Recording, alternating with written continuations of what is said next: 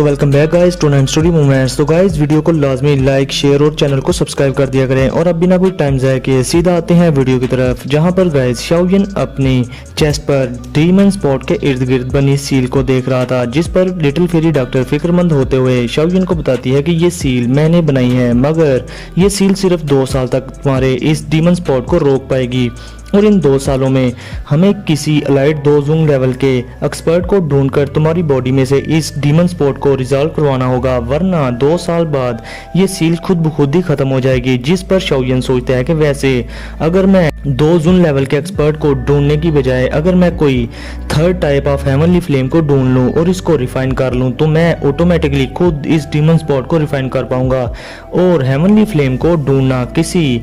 Alight 2 जून level के expert को ढूंढने से ज़्यादा फायदेमंद है मेरे लिए। अब लिटिल फेरी डॉक्टर शाओयन को बताती है कि इस पूरे नॉर्थ वेस्टर्न रीजन में मेरे नॉलेज के मुताबिक कोई भी अलाइट 2 जून लेवल का एक्सपर्ट नहीं है, और वैसे भी जिन फैक्शंस में अलाइट 2 जून लेवल के एक्सपर्ट होते हैं वो दाओकी कॉन्टिनेंट की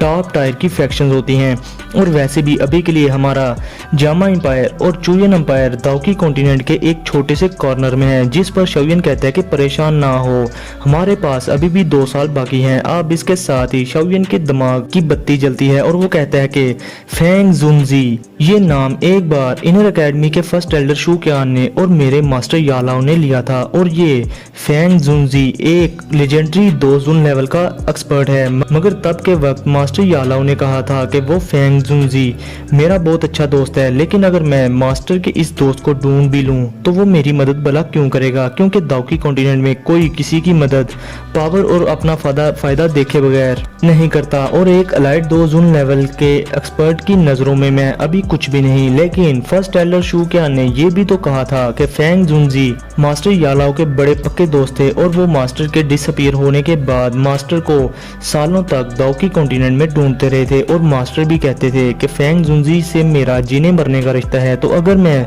लेजेंडरी फेंग जुनजी को ढूंढना भी चाहूँ तो मैं इतने बड़े दाओकी कॉन्टिनेंट में उन्हें कहाँ पर ढूंढूंगा। और हो सकता है कि जब मैं उनसे मिलूं तो वो मास्टर यालाओ की वजह से मेरी हेल्प भी कर दें, बट मसला ये है कि वो मुझे मिलेंगे कहीं कैसे, या मैं उन्हें ढूंढूंगा कैसे। क्या मुझे उनसे मिलने के लिए ये खबर फैला देनी चाहिए कि मैं याओ जुनजी का यानी कि मास्टर यालाओ का डिसाइबल हूँ, मगर तब फिर फेंग जुनजी से पहले मेरे तक हॉल ऑफ सॉल ऑर्गेनाइजेशन के लोग पहुंच जाएंगे और मेरी एंडिंग बहुत ही ज्यादा डरावनी होगी। अब शाओयन लिटिल फेरी डॉक्टर से पूछता है कि काइलिन और लिटिल गर्ल जियन कहाँ पर है, जिस पर लिटिल फेरी डॉक्टर शाओयन को इस केव से बाहर लेकर आ जाती है जहाँ पर क्वीन मेडुसा और लिटिल गर्ल जियन थे। अब क्वीन मेडुसा शाओयन को देखकर सुख का सांस लेकर शाओयन से पूछती है कि क्या तुम लोगों ने इस डीमन स्पॉट को सील कर लिया, जिस पर शाओयन हाँ में सारा लाता है। और फिर वो लिटिल फेरी डॉक्टर को देखकर क्वीन मेडुसा को बताता है कि लिटिल फेरी डॉक्टर सही कह रही थी कि ये डीमन स्पॉट बहुत ही ज्यादा ट्रबलसम है। मैंने इसके सिर्फ एक थ्रेड को रिफाइन करने के लिए अपनी आधी से भी ज्यादा दाओकी को लगा दिया, मगर इसको रिफाइन करने के बाद मुझे बहुत ही ज्यादा प्योर दाओकी मिली और मेरा लेवल अप हो गया। अब queen Medusa little fairy doctor से बड़ी फिक्रमंद होकर पूछती है कि शाओयन की चेस्ट में ये डीमन स्पॉट इरप्ट होने में अब कितना टाइम लेगा, जिस पर शाओयन सोचता है कि यार लगता है कि ये औरत मुझे लेकर ज्यादा पागल हो गई है और अब ये कहीं लिटिल फेरी डॉक्टर से लड़ना पड़े। अब little fairy doctor queen Medusa को बताती है कि शाओयन के पास अब 2 इयर्स का टाइम बचा है, जिस पर क्वीन मेडुसा फिक्रमंद होते हुए कहती है तो हमें फिर इन 2 सालों के अंदर अंदर शाओयन के लिए किसी एलाइट 2 जून लेवल के एक्सपर्ट को ढूंढना ही होगा ताकि वो शाओयन की बॉडी से इस डीमन स्पॉट को निकाल सके। फिर अपनी क्वीन मेडुसा अकड़ू अंदाज में लिटिल फेरी डॉक्टर को बोलती है क्या तुम 2 साल बाद भी इस डीमन स्पॉट को दोबारा सील कर लोगी, जिस पर लिटिल फेरी डॉक्टर बताती है कि इस डीमन स्पॉट को सिर्फ एक बार ही सील किया जा सकता है और मैंने जिस टेक्निक का यूज किया है वो भी सिर्फ इस पर एक बार ही काम करेगी। अब ये बात सुनकर क्वीन मेडुसा को लिटिल फेरी डॉक्टर पर रह कर गुस्सा आने लगता है। अब शाओयन क्वीन मेडुसा के गुस्से वाले एक्सप्रेशंस देखकर समझ जाता है कि अब इसकी क्वीन मेडुसा अब लिटिल फेरी डॉक्टर को खरी खरी सुनाने वाली है। इससे पहले ही शाओयन आगे बढ़कर फौरन कहता है कि अभी सब कुछ कहना बेफायदा है, हम इस सब मैटर्स के बारे में बाद में डिस्कशन करेंगे कि अलाइड दोजून लेवल के एक्सपर्ट को कैसे ढूंढना है। अभी काइलन तुम्हें और लिटिल फेरी डॉक्टर को और लिटिल गर्ल जियन को बैटल के बाद रेस्ट करना चाहिए। अब ये सुनकर लिटिल फेरी डॉक्टर वहां से जाने लगती है और इधर शाओयन लिटिल फेरी डॉक्टर को जाते देख क्वीन मेडुसा से प्यार से कहते हैं कि लिटिल फेरी डॉक्टर ने मेरी काफी ज्यादा हेल्प की है, तुम प्लीज इससे झगड़ा ना किया करो। जिस पर क्वीन मेडुसा कुछ नहीं बोलती और वो डायरेक्ट शाओयन से ये पूछती है कि तुम्हारा आप प्लान क्या है, क्या तुम ऐसे ही बैठे रहोगे और वेट करोगे। जिस पर शाओयन कहता है कि आज के दिन के लिए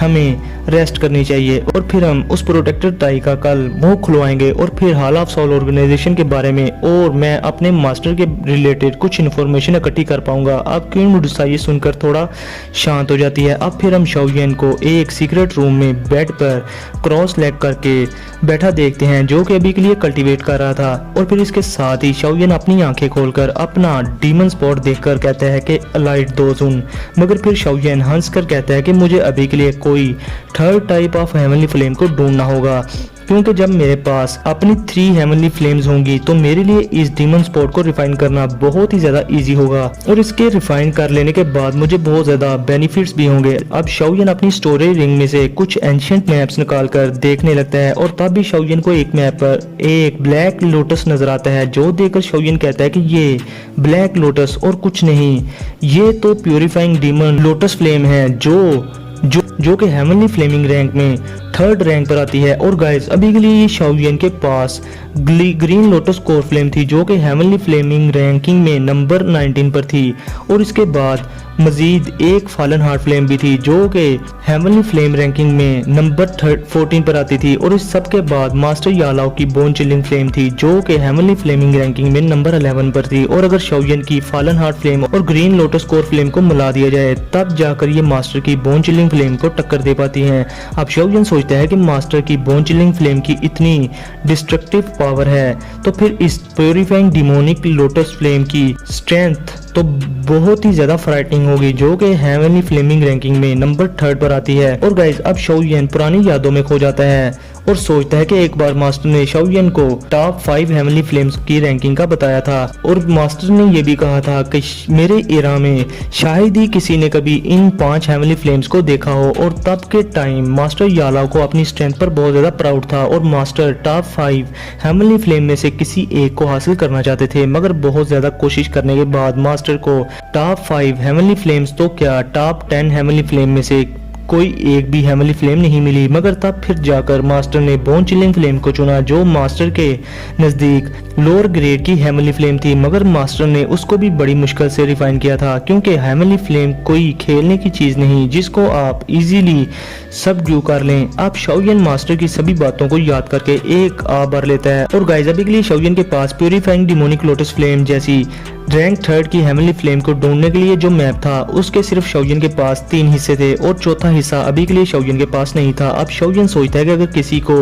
भनक भी लग गई कि मेरे पास प्यूरिफाइंग डिमोनिक लोटस फ्लेम के मैप फ्रेगमेंट में से 3 मैप्स के हिस्से हैं तो मेरे लिए बहुत ज्यादा मसला खड़ा हो जाएगा। अब शाओयन सोचता है कि मैं दाओकी कॉन्टिनेंट के बारे में बहुत ही कम जानता हूं और मैं इस लास्ट मैप फ्रैगमेंट को कैसे ढूंढूंगा। मुझे किसी पर्सन को ढूंढना होगा जिस पर मुझे पूरा यकीन हो और जिसको दाओकी कॉन्टिनेंट का बहुत अच्छा नॉलेज भी हो। अब इसके साथ ही शाओयन के जहन में फर्स्ट एल्डर शू क्यान का नाम आता है और वो सोचता है कि हेवनली फ्लेम के रिलेटेड मुझे फर्स्ट एल्डर शू क्यान से अच्छा गाइड कोई भी नहीं कर सकता और अगर मुझे हेवनली फ्लेम के रिलेटेड न्यूज ना भी मिली तो फिर भी जानन एकेडमी के हेडमास्टर एक अलाइड दोजून है और अगर मैं उनसे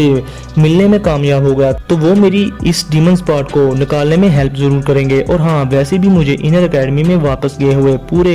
1 साल से भी ज्यादा का टाइम हो गया है और अगर मैंने वापस जाकर फॉलन हार्ट फ्लेम के बड़े बड़े कनस्तर ना भरे जो कि की रिफाइनिंग टावर में यूज होते हैं तो फर्स्ट एल्डर शू क्यान मुझसे नाराज हो जाएंगे। अब तो मुझे लगता है कि मुझे ब्लैक कॉर्नर रीजन में जाना ही होगा और वैसे भी ब्लैक कॉर्नर रीजन दाओकी कॉन्टिनेंट के मिड में है और वहां पर से हेवनली फ्लेम के रिलेटेड न्यूज इकट्ठी करना मेरे लिए बहुत ज्यादा आसान होगा। अब शाओयन ये सोचते हुए सारे मैप अपनी स्टोरेज रिंग में रखकर रूम से बाहर आ जाता है और अब इधर क्वीन मेडुसा शाओयन का जब पूरा प्लान सुनती है तो वो हैरान होकर शाओयन से पूछती है कि क्या तुम ब्लैक कॉर्नर रीजन में जा रहे हो, जिस पर शाओयन कहता है कि हाँ, और इनर एकेडमी के हेडमास्टर एक अलाइड दोजुन हैं और अगर मैं उनसे मिल पाया तो मैं उनसे हेल्प जरूर मांगूंगा। अब हेडमास्टर का सुनकर लिटिल गर्ल जियन अपना मुंह बनाकर कहती है कि वो ओल्ड फेलो, वो तो मेरे इतने सालों इनर एकेडमी में होते हुए सिर्फ एक बार अपीयर हुआ था और मैंने उसको सिर्फ एक बार ही देखा था और जहां तक मुझे लग रहा है कि वो बुड्ढा तुम्हें नहीं मिलेगा। जिस पर शाओयन कहता है कि मैं